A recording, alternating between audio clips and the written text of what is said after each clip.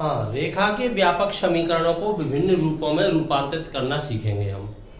तो सबसे पहले ये देखें रेखा का व्यापक समीकरण क्या है। व्यापक समीकरण होता है ax plus by plus c equal 0। यहाँ पर a, b तथा c अचर राशियां हैं। x और y की घात 1 है, इकाई है। एक घात वाले ये समीकरण क्या कहलाता है? रैखिक समीकरण। तो ये एक रेखा का समीकरण है। यहाँ a और b एक साथ शून्य नहीं हो सकते हैं। a शून्य होगा तब b अशून्य रहेगा, b शून्य होगा तब a अशून्य रहेगा, या दोनों अशून्य रहेंगे। दोनों एक साथ शून्य नहीं हो सकते हैं। a और c शून्य हो सकते हैं, b और c शून्य हो सकते हैं, या c शून्य हो सकता है। तो रेखा की विभिन्न स्थितियां प्राप्त होंगी। कभी रेखा x अक्ष के पैरेलल जाएगी, कभी y अक्ष के पैरेलल हो जाएगी, कभी मूल बिंदु से गुजर जाएगी, कभी अक्षों के साथ अंतःखंड बनाएगी। समझ गए? जब आपका C 0 नहीं है तब रेखा अंतःखंड अवश्य बनाएगी। C के साथ A 0 हुआ है तो एक अंतःखंड बनाने लगेगी, C के साथ B 0 हुआ है तो भी एक अंतःखंड बनाएगी। अगर तीनों ही में से कोई भी 0 नहीं है ABC में से, तब दो अंतःखंड बनाएगी। ये आपको बताया जा चुका है, अलग अलग स्थितियों का अध्ययन कराया जा चुका है। अब हम इस समीकरण को विभिन्न रूपों में परिवर्तित करना चाहते हैं। तो उस रूप में परिवर्तन करेंगे इसका जहां पर बिंदु की आवश्यकता नहीं हो, क्योंकि बिंदु वाले रूप में हम इसे परिवर्तित नहीं कर सकते, क्योंकि वहां पर हमें एक बिंदु की आवश्यकता होती है। तो बिंदु वाले रूप कौन से थे? बिंदु ढाल रूप, जहां पर हमें एक बिंदु और उसकी ढाल की आवश्यकता थी। तो बिंदु ढाल रूप क्या हुआ करता था? y minus y1 equal m into x minus x. ठीक है। दो बिंदु रूप y minus y1 equal y2 minus y1 upon x2 minus x1 into x minus x1। तो इनमें कन्वर्ट नहीं करेंगे। बिना बिंदु वाला कौन सा रूप था? ढाल अंतःखंड रूप, जहां पर ढाल के साथ एक इंटरसेप्ट मिल जाए तो उसमें हम इसे कन्वर्ट कर देंगे। और क्या था? इंटरसेप्ट फॉर्म अंतःखंड रूप, जहां पर दोनों अंतःखंड मिल रहे हैं तो रेखा यूनिट फॉर्म में हो जाती है, उसमें भी हम इसे कन्वर्ट कर देंगे। एक होता है नॉर्मल फॉर्म लंब रूप, उसमें भी हम इसे कन्वर्ट कर पाएंगे। तो तीन रूपों में हम इसे कन्वर्ट करना सीखेंगे। देखते हैं। सबसे पहले हम ले रहे हैं कौन सा रूप? बिंदु ढाल। बिंदु ढाल तो ले ही नहीं सकते, ढाल अंतःखंड रूप। कौन सा ले रहे हैं? स्लोप इंटरसेप्ट, ढाल अंतःखंड रूप।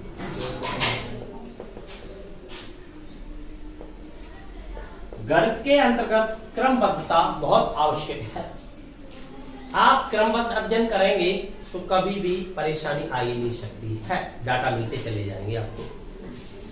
ढाल अंतःखंड रूप में जाने से पहले हमें ये पता होना चाहिए कि इसके अंतर्गत समीकरण की स्थिति क्या है, अर्थात जिस रूप की बात करें वो प्रारूप अपने दिमाग में तुरंत आ जाना चाहिए।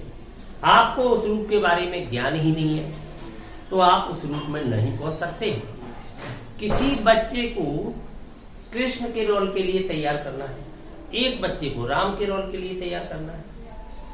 बच्चा तो एक ही, कभी उसे कृष्ण कभी उसे राम, तो कैसे तैयार करोगे? प्रारूप ही तो दे रहे हो आप कृष्ण का और राम का। तो कृष्ण का प्रारूप आपके दिमाग में आ गया तो आपने मोर मुकुट लगा दिया, मुरली थमा दी। राम के लिए तैयार किया तो आपने धनुष बाण दे दिए उसी बच्चे को। तो ऐसा क्यों किया? ऐसा इसलिए किया कि वो प्रारूप आपके दिमाग में आ गया। तो ऐसे ही वो प्रारूप अवश्य आपके दिमाग में होना चाहिए। ढाल अंतःखंड क्या होता है? y equal mx plus c, y equal mx plus c इस रूप में ले जाना चाहते हैं। तो हमने देखा कि y इक्वल ले जाना चाहते हैं, y इक्वल जो भी चाहिए। तो इससे y का मान ज्ञात कीजिए। आप कैसे ज्ञात करोगे y का मान? इससे तो देखिए b बाई यूकल, बाकी सब ट्रांसफर कर दिया आपने उधर, तो माइनस का ax हो गया माइनस का c। Clear? y equal find करना है तो y का गुणांक आपको 1 करना है, तो b से भाग देना पड़ेगा। दोनों समीकरण का नियम है, दोनों ओर ही कोई ऑपरेशन अप्लाई किया जाएगा। तो b से डिवाइड कर दोगे तो यहाँ क्या रह जाएगा? y। प्रत्येक पद को करना पड़ेगा, यहां भी करना पड़ेगा। तो माइनस a अपॉन आपने b से डिवाइड कर दिया। यहां पर भी b से डिवाइड करना पड़ेगा, तो माइनस सी अपॉन बी से डिवाइड कर दिया। अब आप देख रहे हो y equal M X plus C, तो जो प्रारूप है आपका वो ये है y equal M X plus C. आपने देखा यूकल और यहां पर प्लस चाहिए, प्रारूप है यहां बराबर का चिन्ह है तो यहां पर प्लस का चिन्ह चाहिए आपको। तो उसी प्रारूप में ले जाने के लिए बाई यूकल ए आपका minus A upon B x, यहां आपने plus minus C upon B लिख दिया। प्लस और माइनस मल्टीप्लाई करेंगे तो ऑटोमेटिक माइनस हो ही जाएगा, लिख सकते हैं। अब इससे आप इसकी कंपैरिजन कीजिए, तुलना कीजिए कि n के स्थान पर आपको क्या प्राप्त हुआ, c के स्थान पर आपको क्या प्राप्त हो रहा है, तो वही m बन जाएगा, वही c बन जाएगा। समझ पाए आप? जिस कुर्सी पर कोई व्यक्ति बैठा है उस कुर्सी से उस व्यक्ति को हटा के दूसरे को बिठा दो, तो आप क्या समझोगे? आप किसी कार्यालय में गए, ठीक है, वहां पर मान लीजिए वो कलेक्टर का ही कार्यालय है, तो आप कैसे पहचान करोगे कलेक्टर साहब की? उस कुर्सी से। उस कुर्सी पर वो व्यक्ति चला गया, कोई दूसरा व्यक्ति आ गया, तो आप क्या समझोगे? ट्रांसफर हो गया, यही तो समझोगे, पहले वाले का ट्रांसफर हो गया। तो इसी प्रकार से यह ट्रांसफर किसका हो गया? m का। m के स्थान पर कौन आ गया? Minus A upon B. वहां c का ट्रांसफर हुआ तो कौन आ गया? Minus C upon B. तो आपने कंपैरिजन किया और देखा n equal minus A upon B, c equal minus C upon B. अब यह थोड़ा सा कंफ्यूजन हो रहा है आपको कि यहां भी मैंने c लिख रखा है, यहां भी c। ये तो स्मॉल कैपिटल से अलग हो जाते हैं a और b, c में थोड़ा सा अंतर्द्वंद रहता है, एक जैसी आकृति रहती है, पता नहीं चलता। स्मॉल लेटर कैपिटल लेटर लिखते वक्त a और b तो बदल जाते हैं, स्मॉल अलग टाइप का हो जाता है, कैपिटल अलग टाइप का हो जाता है, c एक टाइप के रहते हैं। तो आपका भ्रम दूर कर देता हूं। यहां मैंने कैपिटल लेटर्स लिए हैं, इसके अंदर स्मॉल लेटर्स है, समझ गए ना? तो ये c अलग है और वो c अलग है, ठीक है।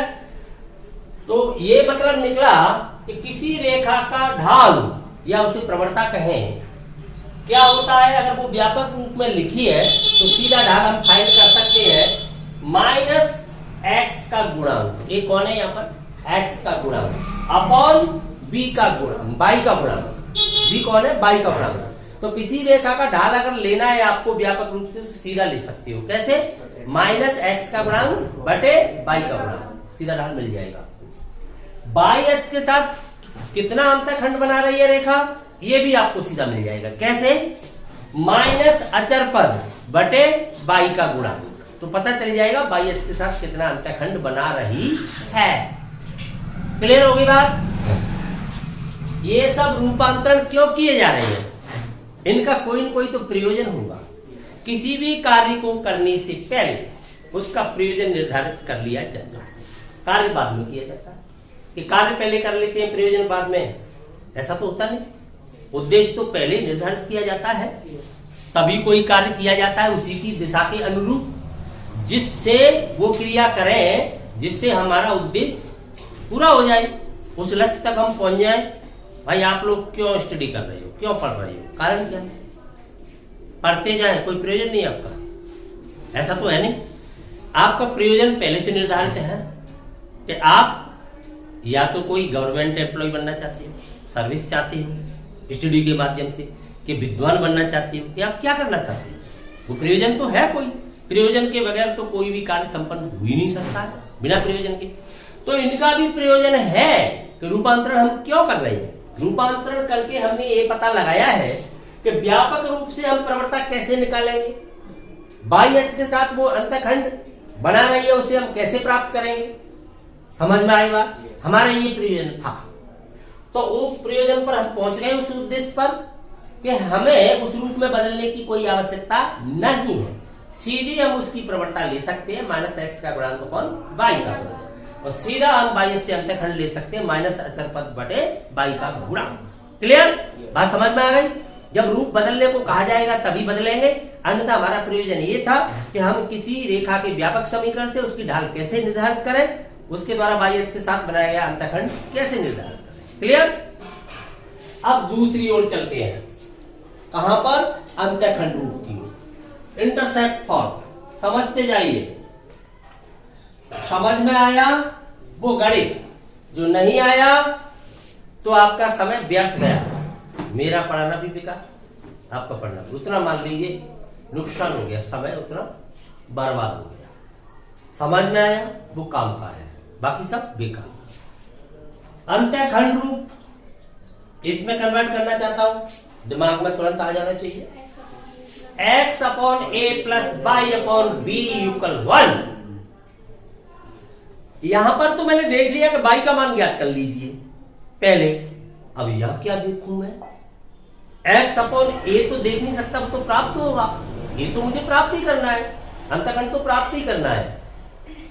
x और बाई प्लस से जुड़े हुए रखे हैं, अब किसके आधार पर बदलूं मैं, वन के आधार पर। राइट हैंड में मुझे वन बना, इधर दो ही पद रखने हैं, x और बाई वाले। क्लियर। तो चलिए इधर केवल दो ही पद रखिए, ax प्लस बी वाई, बाकी अचर पद को उधर भेज दीजिए, माइनस सी हो गया। यहां पर आपको संख्या माइनस की मिलती है तो प्लस हो जाएगी, प्लस की मिलती है तो उधर माइनस हो जाएगी, क्योंकि सी तो एक स्वेच्छ अचर है, उसकी वैल्यू ऋणात्मक भी हो सकती है, धनात्मक भी हो सकती है स्थिति के अनुसार। यही थोड़ी है कि उधर माइनस ही पहुंचेगा, जैसे भी पहुंचे। हमारा उद्देश्य तो उधर एक बनाना है। अगर वो संख्या उधर माइनस की प्राप्त होती है तो माइनस से भाग दीजिए, प्लस की होती है तो प्लस का भाग दीजिए। हम तो जानते हैं कि संख्या खुद से डिवाइड होगी तभी एक बनेगा। अशून्य संख्या, शून्य का तो मतलब ही नहीं है, फिर तो इसमें सी होगा ही नहीं, बनाओगे कहां से एक, फिर तो बनाओगे कहां से। व्यापक समीकरण इसी रूप का होगा तभी तो बनाएंगे अंतःखंड रूप में। फिर तुम कहोगे फिर हम कैसे अंतःखंड रूप निकालेंगे, फिर अंतःखंड बनाएगी ही क्यों, मूल बिंदु से गुजर जाएगी ना। जब सी का मान 0 हो जाएगा तो अंतःखंड रूप क्यों बनाओगे, क्योंकि वो अंतःखंड काट ही नहीं रही है, अंतःखंड बना ही नहीं रही है, तो उसका अंतःखंड रूप ही क्यों होगा। तो जो रेखा मूल बिंदु से गुजरती है उसका अंतःखंड रूप मतलब ही नहीं है। समझ में आ गई बात। तो ये प्रश्न आपके दिमाग में नहीं आना चाहिए। चलिए माइनस सी से डिवाइड कर रहा हूं दोनों ओर, तो a x upon minus C plus b y upon minus C equal इधर क्या हो जाएगा 1 लिख दूं, तो इधर हो गया 1। कोई बच्चा कहता है कि मैं इसी माइनस सी को इधर भेज देता, यस ये तेरा गणित का नजरिया है। इसके मल्टीप्लाई में 1 है, मल्टीप्लाई में 1 ऑलरेडी है, तो माइनस सी उधर चला गया, डिवाइड में 1 रह गया। ऐसे नजरिया चेंज करता है तो ये भी बात सही है। क्लियर। अब अपने प्रारूप को देखिए एक बार, तो क्या कमी रह गई है, x upon A plus y upon B equal 1। आपने देखा इक्वल 1 ठीक है, लेकिन यहां x का गुणांक a है या y का गुणांक b है, प्लस से जुड़ा हुआ है, चलो ठीक है। x का गुणांक 1 होना चाहिए, y का गुणांक 1 होना चाहिए। यहां आपका गुणांक a हो रहा है या b हो रहा है। अब आप क्या करोगे, एक बच्चे का नजरिया ये हो सकता है कि केवल यही तो काम करना है, तो मैं अंश और हर को a से डिवाइड कर दूं, क्योंकि अकेले अंश को तो कर नहीं सकता, तो साथ में हर को भी कर देगा। तो वो इस प्रकार से लिख सकता है इसे, ये तो लेफ्ट हो जाएगा और a बटे में आ जाएगा। एक बच्चे का नजरिया ये भी हो सकता है कि इसे मैं सीधा लिख सकता हूं, क्योंकि भिन्न का नियम ही पलट के वहीं पहुंचेगा। क्यों, 11th का बच्चा है, आवश्यक थोड़ी ही उसे ऐसे समझाया जाए कि अंश और हर में समान संख्या से भाग दे, उसे ऐसे भी तो समझाया जा सकता है, रेसिप्रोकल से भिन्न वहीं पहुंच जाएगी। क्लियर। ऐसे ही इसे लिखा जा सकता है y upon minus C upon B. मैंने थोड़ा सा लंबा नहीं लिखने में, इसलिए ऐसे स्टाइलिश में लिख दिया, लिख सकते हैं, समझ गए। यूकल 1। अब आप इससे तुलना कीजिए, कंपेराइज करें दोनों को, तो हमें पता चल रहा है एक्स अक्ष के साथ जो अंतःखंड का मान है वो माइनस सी अपॉन ए, वाई अक्ष के साथ जो अंतःखंड का मान है वो माइनस सी अपॉन बी। तो किसी रेखा का व्यापक समीकरण दिया गया है, तो बिना अंतःखंड रूप में बदले तो सीधे अंतःखंड देख सकते हैं उसमें। कैसे, लेकिन इसी प्रारूप में होना चाहिए बराबर 0, नहीं है तो बराबर 0। जिस प्रारूप से आपने कैलकुलेशन की है अंतखंड प्राप्त करने की, उसी प्रारूप से तुलना करोगे आप। ऐसा नहीं है कि बराबर सी लिखा हुआ है आपने ये अप्लाई कर दिया, गलत हो जाएगा। तो इसी रूप में कर ले, उसके बाद आप सीधा अंतखंड कैसे प्राप्त करोगे? माइनस अचर पद अपॉन एक्स का गुणांक, तब तो एक्स अक्ष के साथ अंतखंड आ जाएगा। माइनस अचर पद अपॉन वाई का गुणांक, उनका दोनों का अनुपात क्या आ जाएगा? वाई अक्ष के साथ अंतखंड आ जाएगा। क्लियर? अंतखंड रूप में बदलने वाली स्थिति समझ में आ गई। अब रह जाती है लंब रूप में बदलने की बात। लंब रूप में बदलने से पहले वह दूरी शब्द आ गया है, क्योंकि लंब रूप क्या था? X cos omega plus Y sine omega equal P. लेकिन पी यहाँ पर रेखा की मूल बिंदु से दूरी है, अर्थात मूल बिंदु से डाले गए लंब की लंबाई है। लंब की दूरी होती है, दूरी ही लंब की रेखा होती है, एक ही बात है। तो अब वहां क्या है, मुझे दूरी चाहिए, पी बनाना पड़ेगा। X cos omega plus Y sine omega equal P, तो राइट हैंड साइड में मुझे पी चाहिए। पी अर्थात मूल बिंदु से दूरी चाहिए। अब किसी बिंदु से किसी रेखा की दूरी क्या होती है वो आप जानते नहीं हो। कहां जानते हो?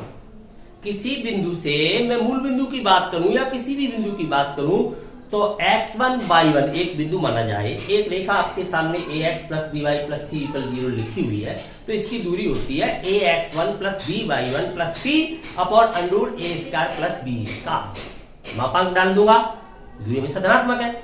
अब आप तैयार हो रटने के लिए, क्योंकि रटने की आदत है आपके पास है, ऑलरेडी है, आदत जुड़ी हुई है ना उससे, क्योंकि आपने 10th में भी रटा, 9th में भी रटा, रटते रटते आए हो, तो एक साथ कैसे भूल जाओगे?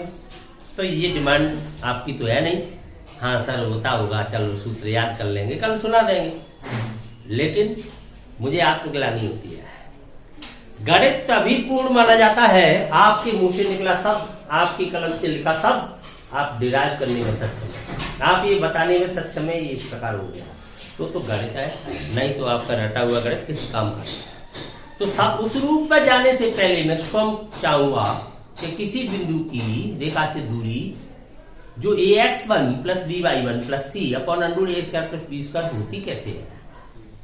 मेरी आदत रही है शुरू से, कोई भी अगर गणित के अंदर टॉपिक आ रहा है, कोई फॉर्मूला आ रहा है, तो ये आ क्यों रहा है, यही क्यों आ रहा है, कुछ और क्यों नहीं आ रहा? सबसे पहले गणित वाले स्टूडेंट को ये सोचना चाहिए यही क्यों आ रहा है, कुछ और क्यों नहीं आ रहा है। मैं बताऊं वृत्त का क्षेत्रफल पाई आर स्क्वायर होता है, तो बच्चे को बताना चाहिए नहीं सर लंबा गुणा चौड़ाई होता है, तो फिर अपने आप ही मैं मजबूर हो जाऊंगा उसे ड्राइव करने पर। तुम्हारी लंबाई गुणा चौड़ाई को मैं पाई आर स्क्वायर में बदल दूंगा, है? लेकिन संतुष्टि कर लेते हो आप बहुत जल्दी, हाँ सर पाई आर स्क्वायर होता होगा, क्यों होता होगा, मैं क्या लेना देना, हमारा आंसर आ जाता है, कुछ लेना देना है। समझ गए? क्योंकि आप गणित के स्टूडेंट हो, आपको लेना देना नहीं होगा तो और किसे लेना देना होगा? गणित की उम्मीद गणित वाले से नहीं की जाएगी, और किससे की जाएगी? किसी और के पास जाएंगे हम गणित की समस्या को लेके। तो सबसे पहले ये जान लेते हैं कि एक बिंदु से किसी रेखा की दूरी होती क्या है, तभी हम लंब रूप की बात करेंगे। ठीक है?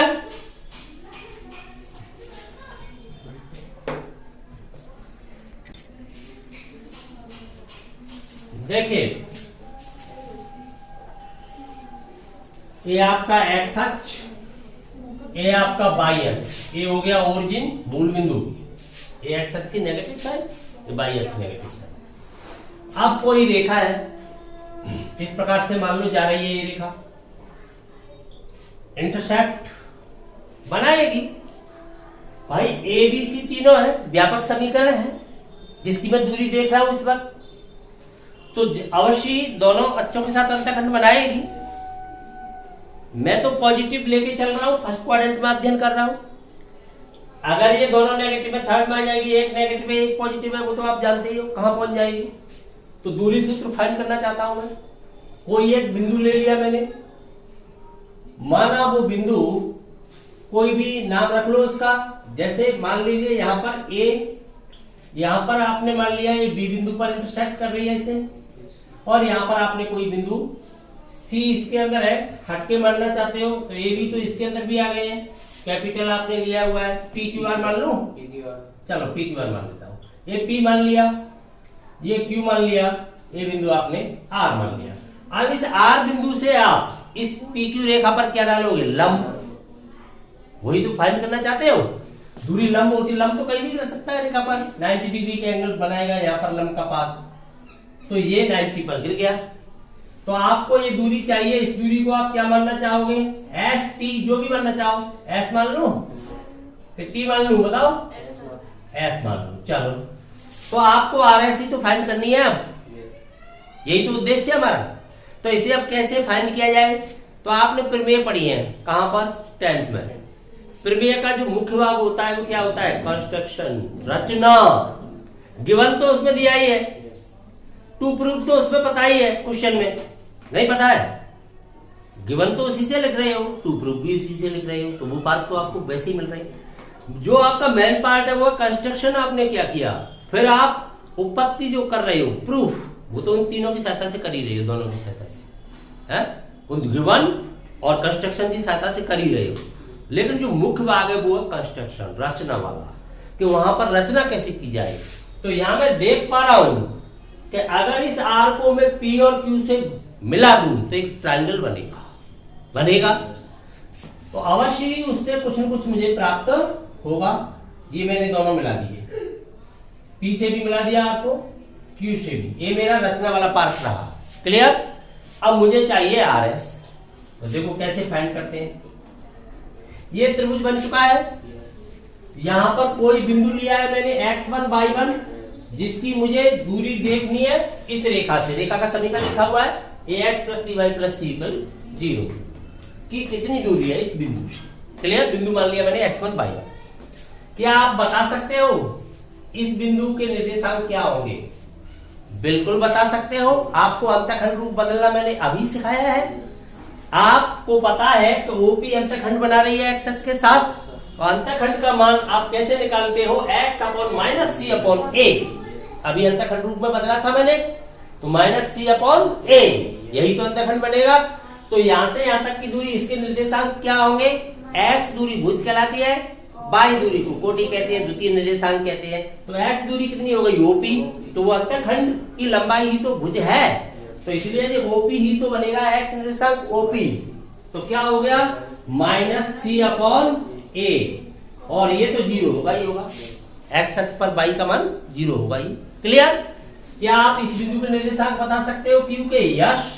कैसे बता सकते हो, OQ, तो इसकी कोटि हो जाएगी, तो y अक्ष के साथ अंतःखंड कितना बनाएगी ये, -c/b, क्लियर। x का मान 0 होगा ही होगा y अक्ष पर भुज, तो इसके निर्देशांक भी आपको फाइंड हो गए, -c/b, क्लियर। कोई शक, त्रिभुज के तीनों शीर्ष आपको फाइंड हो रहे हैं इस वक्त, वो बिंदु x1 y1 है। क्या आप इस त्रिभुज का क्षेत्रफल ज्ञात कर सकते हो, बिल्कुल। आपको फॉर्मूला आता है, जब तीनों शीर्ष मिल रहे होते हैं तब कौन सा वाला, हाफ, x1/2 - y3, पता है 1 2 3 ऐसे चलते, ठीक है, फाइंड कर लिया। अब मैं आपसे कहूं कि इस विधि के द्वारा नहीं, क्या आप किसी और विधि से भी त्रिभुज का क्षेत्रफल ज्ञात कर सकते हो, तो आपको दूसरा फॉर्मूला भी आता है, 1/2 आधार गुणा ऊंचाई। किसी भी भुजा को आधार मानिए, लेकिन उसको मानिए जिसका मान ज्ञात करने में आप सक्षम हो। तो इसके दोनों शीर्ष मिल रहे हैं P और Q, इस रेखाखंड के दोनों ही बिंदु मिल रहे हैं, दोनों बिंदु मिल रहे हैं, तो रेखाखंड की दूरी निकाली जा सकती है, दो बिंदु के मध्य दूरी सूत्र से निकाल सकते हो। तो आपको PQ की लंबाई मिल जाएगी भुजा की, इसके सम्मुख शीर्ष क्या हो गया, R से डाला गया लंब ही ऊंचाई होगी, तो RS आपकी ऊंचाई हो गई। आपके पास RS का मान क्यों नहीं आ रहा है, क्योंकि आपके पास S नहीं है, ये तो पता नहीं है कि मध्य बिंदु है, तो लंब कहीं भी गिर सकता है, ये तो आपको पता नहीं है। तो RS ही तो ज्ञात करना चाहते हैं, ये तो समस्या है, समस्या भी तो यही है, RS ही तो ज्ञात करना चाहते हैं। तो एक ही त्रिभुज के क्षेत्रफल चाहे अलग अलग कितनी भी विधियों से ज्ञात कर लिए जाएं, क्या समान होंगे या असमान, एक ही त्रिभुज के क्षेत्रफल अगर अलग अलग विधियों से ज्ञात किए जाए समान होने चाहिए, तो दोनों को क्या रख दूंगा मैं, युगल, और युगल रखते ही आपको RS फाइंड हो जाएगी। इक्वेशन समझ में आ गया पूरा सिस्टम। तो अब इसे प्ले करता हूं मैं, तो देखिए त्रिभुज क्या है, P Q R, P Q R के पी आर क्यू के एक ही बात है, पी क्यू आर का क्षेत्रफल। चलो ठीक है, ज्ञात करते हैं। तो ये होता है 1/2 होता है। आधार क्या माना है आपने, पी क्यू, ऊंचाई क्या मानी है तब आर एस, ये होना चाहिए, इसमें तो कोई डाउट नहीं है, क्लियर बात है, ठीक है। तथा दूसरी विधि से भी होना चाहिए, पी क्यू का मान तो आप दूरी सूत्र लगा के निकाल ही सकते हो। अगर निकालना चाहे तो चलो इतना फॉरवर्ड कर सकता हूं, क्या मान आएगा बोलो, इधर से घटा दो या इधर से घटा दो, बात तो एक ही है। तो इधर से घटा रहे हो या इधर से कहीं से भी घटा दो, तो इसी में से 0 घटेगा तो सीधा वर्ग हो जाएगा उनका, ये समझ लो। तो सीधा माइनस तो गया कम से, सीधा रह जाएगा C square upon A square plus C square upon B square. Clear बात समझ में आ गई। तो C square upon A square plus C square upon B square into चली रहा है आपका कौन, आर एस। इक्वेशन फर्स्ट छोड़ दो यही, पुनः आ जाइए मेरे साथ। त्रिभुज पी क्यू आर का क्षेत्रफल अब मैं फाइंड करूंगा एनोदर बेस से। हाफ सूत्र आपको याद है, दिमाग में चल रहा है कि लिखूं एक बार, लिख दूं एक बार, चल रहा है दिमाग में, चल रहा है दिमाग में तो अच्छी बात है। आपको नहीं चल रहा है तो मैं एक सिस्टम बता देता हूं, 1 2 3। तो आप इससे चलिए, बस x बाहर रखिए, y को अंदर मानिए। तो x1 तो y2 माइनस y3 कीजिए, x2 तो y3 माइनस y1 कीजिए, x3 तब y1 माइनस y2 कीजिए। यहीं से स्टार्ट हो जाओ, भूलोगे नहीं। x1 y1 लिखा है, अगले वाले को x2 y2 मान लेना, इसे x3 y3, यहीं से सुविधा रहेगी आपके लिए। तो यहीं से स्टार्ट हो जाओ आप। चलो ठीक है, x1 तो x1 ही है, इस बार आपने लिख दिया, इनटू आपको पता है y2 जाओगे आगे, तो y2 आपका इसमें बोलेगा, तो माइनस आप y3 जाओगे, तो लगाओ मान minus C upon B minus 0 लिख दिया। अगले स्टेप में जाओगे प्लस x2 कहां पर आओगे, यहाँ फिनिश हो गया, आपको बेनिफिट हो गया इस बात का, वो 0 हो गया। अगले स्टेप में जाओगे, क्या करोगे अब लिख के, वो तो 0 ही हो जाएगा। प्लस x3 जाओगे, इस स्टेप में जाओगे, तो आपका क्या आ गया, माइनस का माइनस आ रहा है ना, सी अपॉन ए। क्लियर। अब आप लिखोगे तो अगले स्टेप में 1 माइनस 2 यही तो करोगे, y2 minus y1 minus y2, तो y1 तो y1 ही है, तो y1 माइनस y2 क्या बोल रहा है आपका, c अपॉन b। तो माइनस आ रहा है पहले से, तो क्या हो जाएगा प्लस c अपॉन b। कोई शक, ये फाइंड हुआ। इसे थोड़ा सा और सॉल्व करता हूं मैं, तो क्या फाइंड हुआ देखिए, हाफ, ध्यान देना है यहाँ पर, a minus C upon B है, यहाँ पर माइनस सी अपॉन ए है, x1 y1 ये मल्टीप्लाई में जाएगा तो क्या हो जाएगा, यहां से कॉमन आ रहा है, c सब में है, c इसमें भी है, c इसमें भी है, c इसमें भी है, तो मैं कॉमन ले सकता हूँ ना c को साथ ही। नहीं समझ में आ रही बात, वहां c स्क्वायर हो जाएगा, नहीं ले सकता कॉमन, तो मैं डायरेक्ट यहाँ c अपॉन 2 लिख सकता हूँ, नहीं लिख सकता हूँ। तो अंदर क्या रह जाएगा बता सकते हो तुम, मैंने c अपॉन 2 लिख दिया, तो यहाँ पर क्या रह जाएगा बताओ, माइनस का x1 अपॉन b। क्लियर, यही रह जाएगा। वहां पर क्या रह जाएगा बताओ, माइनस का y1 अपॉन a। क्लियर, वहां पर क्या रह जाएगा बताओ, माइनस का c अपॉन ए बी। क्यों, वहां c स्क्वायर है ना, एक रह जाएगा। समझ में आई बात, यही तो c ले लिया, ये वाला c तो यहाँ रह जाएगा, यही से तो c ले लिया दोनों से। क्लियर हो गई बात। तुमने कहीं माइनस सी क्यों नहीं ले लेते, अंदर प्लस ही लिख दो, मैं माइनस सी ले लूंगा, लो अंदर प्लस हो गया, क्या फर्क पड़ा। ये समझ में आ गया सिस्टम पूरा। थोड़ा सा आगे फॉरवर्ड कर दूं कि नहीं करूं, करोगे तो एलसीएम ए बी आ रहा है, ए बी एलसीएम ले लूंगा तो minus C upon 2 A B बाहर निकाल लिया मैंने, अंदर तब क्या रह जाएगा बताओ, ए एक्स 1 बी से ए टाइम्स, एलसीएम में यहां पर क्या रह जाएगा बताओ, b बाई 1, ये क्या रह जाएगा c। क्लियर, कोई शक, ये आपका इक्वेशन आ गया सेकंड। अब मैं क्या करता हूं, फर्स्ट और सेकंड तो बराबर होने चाहिए ना, होनी चाहिए, लेफ्ट बराबर है तो राइट बराबर क्यों नहीं होनी चाहिए। तो फ्रॉम फर्स्ट एंड सेकंड दोनों इक्वेशन को इक्वल रख रहा हूं, फर्स्ट एंड सेकंड एम्प्लाइज दोनों की वैल्यू इक्वल रख रहा हूं, साथ ही कैलकुलेशन भी कर लूं। कैलकुलेशन मुझे ही करनी है ना, जब कोई काम मुझे ही करना है तो साथ ही क्यों नहीं करने लगूं। तो साथ ही कैलकुलेशन कर रहा हूं या एलसीएम ले रहा हूं, तो ए स्क्वायर बी स्क्वायर आएगा, रूट से बाहर भी निकाल रहा हूं साथ ही, तो 1.2 ए बी रह जाएगा। क्लियर होगी बात। तो ये मैं लिख रहा हूं 1.2 ए बी, समझ में आ गई बात। तब अंडरूट के अंदर क्या रह जाएगा तुम बता सकते हो, यहां पर बी स्क्वायर चला जाएगा इसके मल्टीप्लाई में, क्यों यही तो रह जाएगा, और यहां पर कौन चला जाएगा ए स्क्वायर, और सी स्क्वायर को भी मैं कॉमन निकाल रहा हूं, तो सी स्क्वायर का क्या निकलेगा सी, तो केवल यहाँ पर बी स्क्वायर रह जाएगा या ए स्क्वायर रह जाएगा, तो बी स्क्वायर प्लस ए स्क्वायर, उसी को ए स्क्वायर प्लस बी स्क्वायर कह सकते हो। कंफर्म हो रही है बात, कोई दिक्कत आ रही है। तो यहाँ पर मैं क्या लिख सकता हूँ, ए स्क्वायर प्लस, बात एक ही है, बी स्क्वायर प्लस ए स्क्वायर, ए स्क्वायर प्लस बी स्क्वायर, सी स्क्वायर भी मैंने साथ ही कॉमन निकाल दिया। क्लियर, ए बी स्क्वायर यहाँ पहुंच गए, ए स्क्वायर यहाँ पहुंच गए, एलसीएम लेके साथ ही कर दिया। यूकल क्या चल रहा है आपका, ये फैक्टर चल रहा है, चलो क्या चल रहा है, ये माइनस सी, ये दूरी तो रह गई इनटू, इसको तो लिख लो आर एस, जो फाइंड करना है तो फाइंड क्या करोगे, ये तो रह गई आर एस। यूकल ये चली रहा है फैक्टर आपका माइनस सी अपॉन 2ab, समझना ध्यान से, घबराने की कहीं जरूरत नहीं है। ax1 प्लस by1 प्लस सी, क्लियर। चलो c upon 2ab, c upon 2ab left हो गए।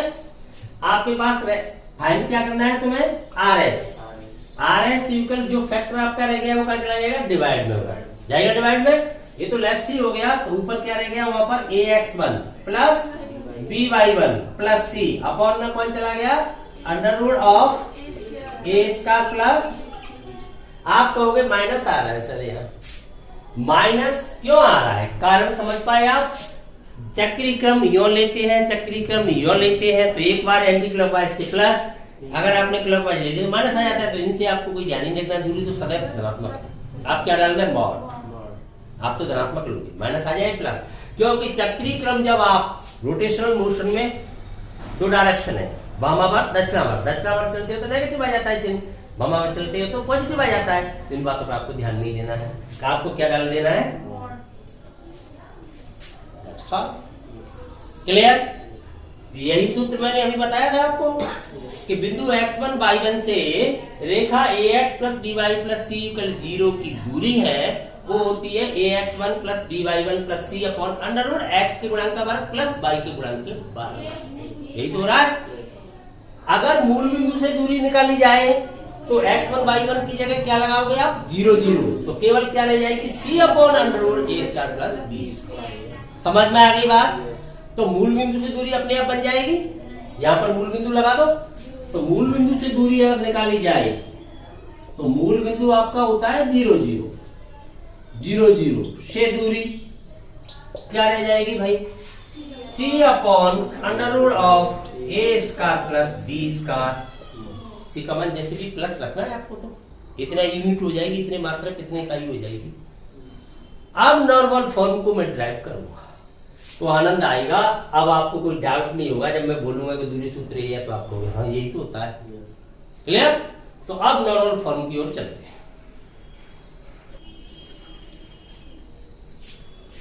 अभिलंब रूप कहना या लंब रूप कहना एक ही बात है, तो वो रूप आपके दिमाग में तुरंत आ जाना चाहिए। क्या होता है, x cos omega plus by sine omega equal P, ठीक है। तो सबसे पहले उस रूप को अपने दिमाग में लाओ, x cos omega plus by sine omega equal P, दिखाई दे रहा है, ठीक है। अब ये आपको पता होना चाहिए पी यहां पर क्या है, ओमेगा यहां पर क्या है। पी मूल बिंदु से दूरी है, ओमेगा लंब द्वारा, रेखा द्वारा नहीं, लंब द्वारा एक्स अक्ष की धनात्मक दिशा के साथ बनाया गया कोण है, क्लियर। तो चलते हैं। तो सबसे पहले हम क्या करें, इधर दो ही स्टेप रखने हमें, एक्स और वाई, बाकी अचर को उधर भेजना है। तो सबसे पहले ये काम करें, A X plus B Y equal minus C. गणित के अंतर्गत आपको अगर थ्योरी का ज्ञान है, पहले से परिभाषा का ज्ञान है, तो कुछ करना थोड़ी है। कैलकुलेशन तो 10 तक ही समाप्त हो जाती है। 10 तक की गुणा, भाग, पक्षांतरण, वर्गमूल, घनमूल सब हो जाता है, वही तो करते हैं। बताओ नया क्या सिखाते हैं? समीकरण आप पहले ही जानते हो, केवल उस थ्योरी को आपको प्ले करना आना चाहिए, उसके पीछे पीछे चलना आना चाहिए। वो कैसे कह रहा है वैसे ही चलो, यही गणित है। अगर आपने निर्देशों का पालन नहीं किया, कहा कुछ जा रहा है, कर कुछ रहे हो, वहीं गलत हो जाएगा। गणित के अंदर कभी गलती हो ही नहीं सकती, कभी भी टेक्निकल फॉल्ट आ ही नहीं सकता, क्योंकि आप अपनी तरफ से करते ही नहीं हो कुछ। वहां पर जैसा कहा जाता है बस आप करते रहते हैं। तो यहाँ पर कहा जा रहा है, हम देख पा रहे हैं कि 2 ही पद इधर रखनी है, बाकी उधर भेजना है। इसीलिए तो हमने इसी को ट्रांसफर कर दिया उधर, उसे देखते हुए। केवल नकल ही तो कर रहा हूं मैं, लेकिन नकल के लिए अकल की आवश्यकता है। अब मैं फिर देख रहा हूं वहां पर कि मुझे पी बनाना है, सी में से क्या बनाना है, पी।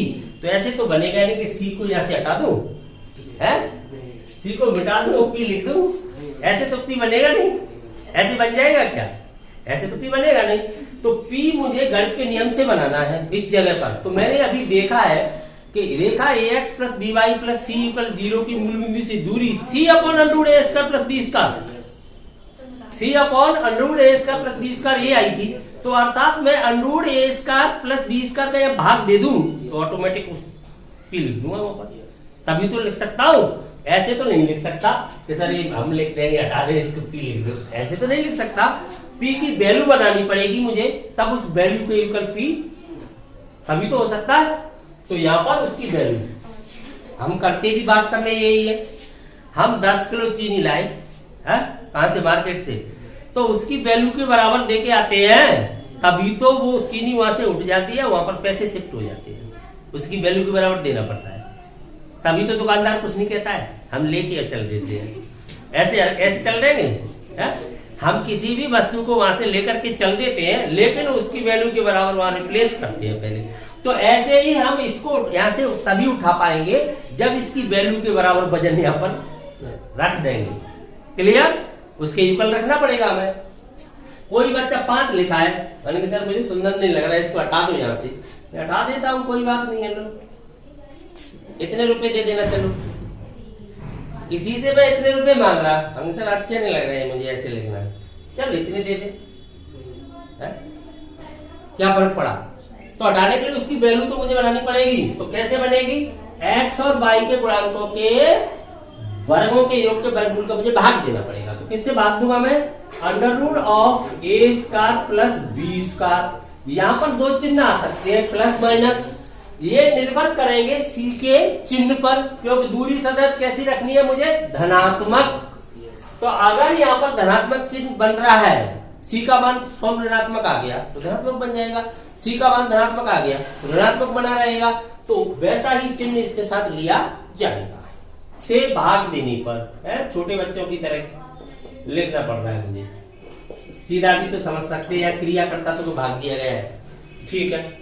भाग दे दिया तो a upon plus minus under root A square plus B square X plus b upon plus minus under root A square plus B square equal minus c upon plus minus under root A square plus B square. अब आप देख पा रहे हो ये जो value है आपकी क्या बन चुकी है? p। जब ये माइनस हो तब माइनस का चिन्ह ले तो ऑटोमेटिक प्लस, जब ऊपर प्लस है तो नीचे किसका चिन्ह लिया जाए? प्लस का, तब भी ऑटोमेटिक प्लस। क्लियर? बात समझ में आ गई? कोई डाउट नहीं होना चाहिए किसी भी प्रकार का। तो उसी प्रकार का चिन्ह वहां ले लीजिए। अब आप कंपेराइज करो अपने प्रारूप से। तो हम देख पा रहे हैं कॉस ओमेगा के स्थान पर कौन आ गया है? यहाँ पी हो गया ना, पी हो गया ना, उसको आप पी कह सकते हो। तो उससे तुलना करो, उसी रूप में बदल गया। तो चूंकि हम जानते हैं कि रेखा की मूल बिंदु से जो दूरी है वो है c upon under root A square plus B square का मापांक। क्लियर? तो ये आप पहले से जानते हो। तो जब इसको आप p कहोगे तो इसे क्या कहना पड़ेगा? ये बाई है, लिख दो, बाई रह गया है ऊपर, बाई लिख दो। जब आप इसको p कहोगे तो इसे क्या कहना पड़ेगा आपको? इसको क्या कहना पड़ेगा? बताओ क्या कहना पड़ेगा? जब आप इसको p कह रहे हो, भाई ऐसी बात आ जाती है, आजकल हर कोई मामा किसी को भी बना लेता है, हाँ? नहीं बना लेता। ये हमारे मामा है, मामा बड़ा सरल है, मामा बड़ा सस्ता है, वो कोई बुरा भी नहीं मानता है, खुश हो जाता है, पर उसे पता नहीं होता कि तुझे अपने बाप का साला बना लिया इसने, हैं? भाई उसे पता नहीं होता, उस वक्त उसका दिमाग वहां नहीं जा रहा होता कि इनडायरेक्टली अगर तो ये साला कह देगा तो बुरा लगेगी। किसी को भी साला बना के देखो, बन जाएगा क्या? झगड़ा हो जाएगा वहीं, किसी से कह दोगे तो। लेकिन मामा कह दोगे तो बाप का साला बनाना आसान है, आराम से बनाइए, अपना नहीं तो अपने बाप का साला बनाइए। लेकिन खुद का कहोगे तो दिक्कत आएगी। देखिए जब ये पी होगी, ये वैल्यू क्या है पी, जब आप इसको पी कह रहे हो तब इसको क्या कहोगे ये बताओ। जब आप किसी व्यक्ति को मामा कह रहे हो तो उसकी घरवाली को क्या कहोगे?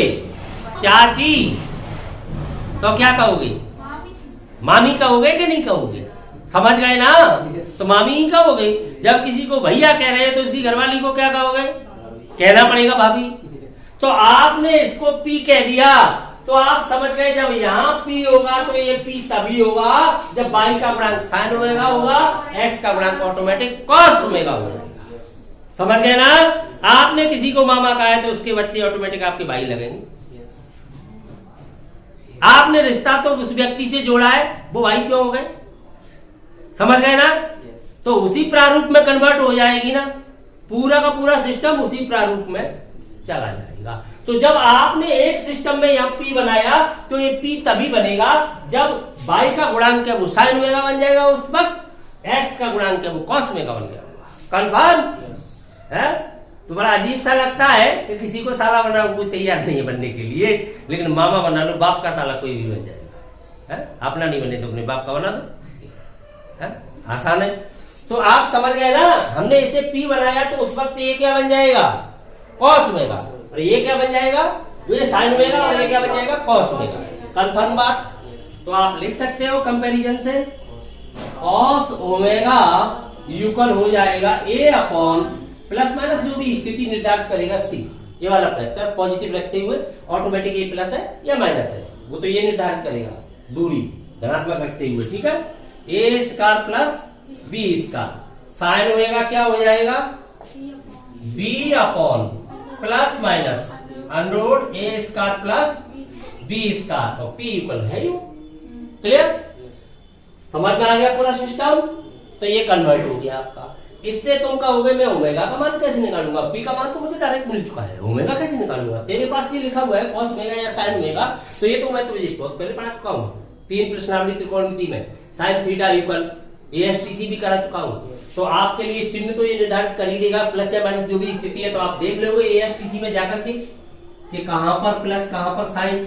भाई दोनों माइनस के आ रहे हैं तो देखो साइन और कॉस दोनों माइनस के, थर्ड में आ गए आप, थर्ड का चतुर्थांश हो गया आपका। अगर कॉस प्लस का आ रहा है साइन माइनस का जा रहा है तो आप फोर्थ में आ गए। अगर ये कॉस माइनस का जा रहा है साइन प्लस का जा रहा है तो आप कहां? सेकंड में आ गए। दोनों प्लस के जा रहे हैं तो फर्स्ट में आ गए। चतुर्थांश मिल जाए फिर क्या आपत्ति है? फिर तो आप निकाल ही दोगे। क्लियर? जब क्वेश्चन करेंगे तो क्लियर हो जाएगी। आज के लिए इतना ही काफी।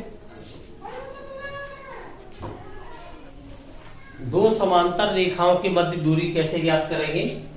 दो रेखाएं a1x या ax समांतर के लिए तो इक्वल रहेंगे, ax plus by plus c1 equal 0। दूसरी रेखा है आपकी ax plus by plus c2 equal 0। आपको पता है समांतर रेखाओं की प्रवणता क्या होती है? समान होती है। तो यहाँ x और y के गुणांक समान मानिए, एक c1 और एक c2। अब ये कैसी लाइन है? पैरेलल है। क्यों? क्योंकि इनकी ग्रेडियंट इक्वल है। तो इनके मध्य की हम दूरी ज्ञात करना चाहते हैं। कहाँ? एक समतल के अंतर्गत। अगर वो असमांतर है तब उनके मध्य की दूरी 0 हो जाएगी क्योंकि वो इंटरसेक्ट करेंगी। तो समांतर रेखाओं की मध्य दूरी ज्ञात करने से पहले ये समझ लें समांतर रेखाओं की स्थिति मूल बिंदु के सापेक्ष कैसे हो सकती है। अगर दो रेखाएं ऐसे भी हो सकती हैं, या तो मूल बिंदु के एक ही ओर स्थित हो सकती है या मूल बिंदु के विपरीत ओर, चाहे वो किसी भी स्थिति पे जा रही है, चाहे वो क्षैतिज है, ऊर्ध्वाधर है या ऊर्ध्वोत्तर है, इससे कोई मतलब नहीं है। ऊर्ध्वोत्तर भी हो सकती है, मूल बिंदु के विपरीत ओर हो सकती है, मूल बिंदु के एक ही ओर हो सकती है, ऐसे भी हो सकती है, मूल बिंदु के एक ही ओर हो सकती है, कैसे भी हो सकती है। तो देखिए कैसे दूरी निकाली जाए। मूल बिंदु से एक रेखा की दूरी निकालो, मूल बिंदु से दूसरी रेखा की दूरी निकाली जाए। अब दोनों दूरियों का क्या कर दिया जाए, अंतर। तो यदि वो मूल बिंदु से एक ही ओर स्थित है, मान लीजिए इस प्रकार से है, ये आपकी लाइन 1 लाइन 2 है, तो मूल बिंदु से आपने इस पर लंब डाला, मूल बिंदु से ही इस रेखा पर लंब डाल दिया दोनों पर, तो इनके बीच की दूरी जो ज्ञात करना चाहते हैं, तो L2 की जो दूरी है, L1 की जो दूरी है वो सब्ट्रैक्ट कर दें, आ जाएगी अंतर से। मूल बिंदु के विपरीत ओर भी हो सकती है कोई रेखा, पैरेलल चल रही है इनकी। अब मान लो L1 और L3 के बीच डिस्टेंस फाइंड करनी है, तब आप देख रहे हो दोनों दूरियों को आपको ऐड करना होगा, परंतु अपने आप ऐड हो जाएगा। क्यों हो जाएगा, क्योंकि एक की डायरेक्शन माइनस तो दूसरी ऑटोमेटिक प्लस, तो माइनस को तुम सब्ट्रैक्ट करोगे तो प्लस होके ऑटोमेटिक ऐड हो जाएगी। अगर आपने एक माइनस पहले से है, दूसरा प्लस है, सब्ट्रैक्ट करोगे तब भी ऐड हो जाएगा, क्योंकि दूरी तो आप पॉजिटिव लोगे, मॉडुलस डालोगे, तो दोनों के साइन ऑटोमेटिक क्या हो जाएंगे, सेम। अपोजिट साइन है, एक को आप सब्ट्रैक्ट कर रहे हो एक से, तो सेम हो जाएंगे। अगर वो सेम है तो अपोजिट हो जाएंगे। तो इस बात से कोई फर्क नहीं पड़ता कि वो एक ही हो रहे या विपरीत हो रहे। तो आपको तो मूल बिंदु से इसकी दूरी निकालनी है, मूल बिंदु से दूसरी की दूरी निकालनी है, उनका क्या कर देना है, सब्ट्रैक्ट। अब उसमें नेगेटिव या पॉजिटिव कैसे भी आ रहा है तो आप क्या डाल देंगे, एब्सोल्यूट वैल्यू लेंगे। तो देखिए मूल बिंदु से दोनों रेखाओं के मध्य दूरी क्या होगी, कैसी रेखा है, समांतर, समांतर रेखाओं के मध्य दूरी। मूल बिंदु से दूरी निकालोगे 0 0, केवल दूरी क्या रह जाती है, C1/√a² प्लस b²। आपको फॉर्मूला पता ही है, किसी बिंदु से रेखा की दूरी का सूत्र क्या होता है, ax1 plus by1 plus C/√a² plus b² ये होता है। जब ये मूल बिंदु से निकाली जाती है तो ये 0 0 हो गया, तो केवल क्या रह जाता है, C/√a² प्लस b²। तो जब इसकी मूल बिंदु से दूरी निकालोगे तो क्या रह जाएगी, C1/√a² प्लस b², यही रह जाएगी √a² प्लस b² माइनस इसे सब्ट्रैक्ट कर रहे हो C2/√a² प्लस b²। क्या एलसीएम आ गया, √a² प्लस b², क्या रह जाएगा आपके पास, C1 minus C2, absolute value है, चाहे C1 का मान अधिक है चाहे C2 का मान अधिक है, तो इतनी दूरी आ जाएगी। दोनों समांतर रेखाओं के मध्य की दूरी के लिए क्या करना है आपको, C1 minus C2/√a² plus b²। लेकिन ध्यान इस बात का रखना है, C1 दोनों ही स्थिति में या तो लेफ्ट में होना चाहिए या राइट में होना चाहिए, एक लेफ्ट में एक राइट में, तो फिर दिक्कत हो जाएगी। जहां पर ऐड होना है वह सब्ट्रैक्ट हो जाएगा, सब्ट्रैक्ट होना है वह ऐड हो जाएगा। क्लियर, समझ में आ गई। इस प्रकार से आपकी जो थ्योरी है कंप्लीट हो जाती है। ठीक है।